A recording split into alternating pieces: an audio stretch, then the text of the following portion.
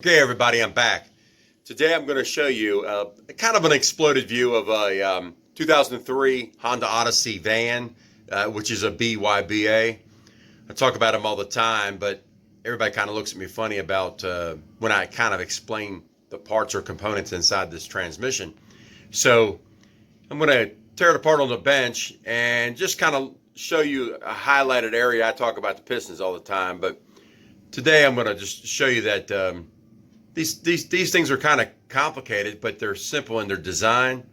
And a lot of people on the internet talk about, well, you can bring the transmissions back to life by changing the fluid several times. And in a lot of cases, it's true. It'll come back for a little bit, but because you're high detergent, you're trying to clean out the muck and grime around the O-ring and the piston.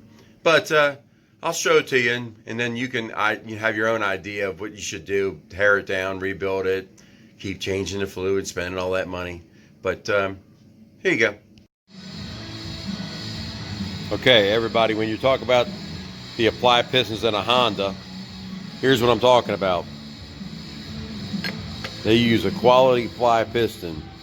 Almost kind of looks like it could be billet material. And they use a just an O-ring type seal instead of a lip seal.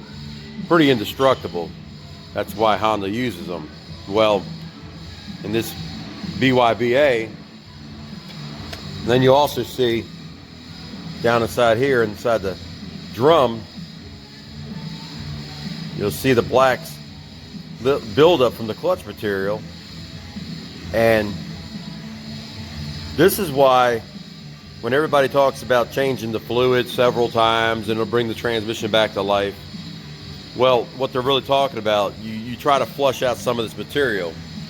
And as you see, right around this lip right here, you can see that.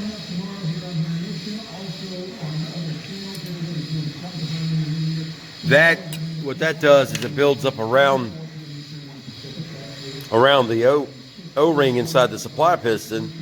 And before you know it, you start losing pressure. And that's why you can lose gears and start slipping and everything else. Well, the problem is the flushing it out takes care of the problem for a minute because it allows it to remove some of the debris and buildup.